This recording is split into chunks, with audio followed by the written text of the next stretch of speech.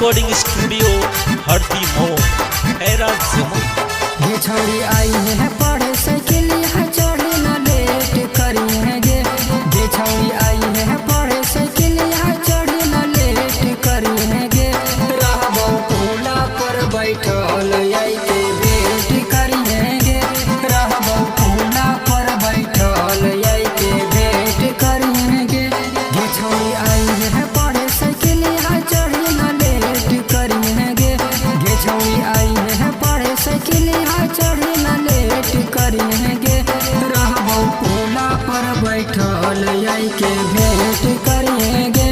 रहबो पुला पर बैठल आई के भेंट करी है गे।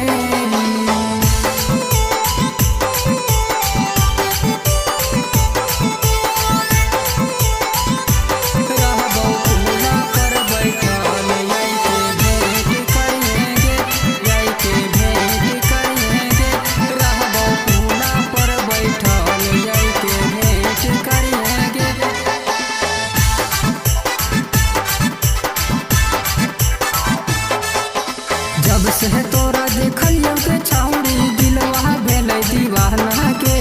सच कहियो तोरे याद में घस है न खाना गे।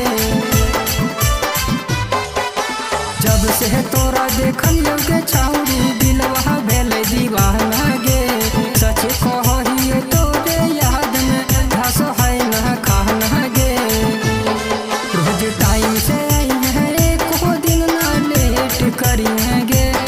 रोज टाइम से आई है एको दिन ना लेट करी है गे।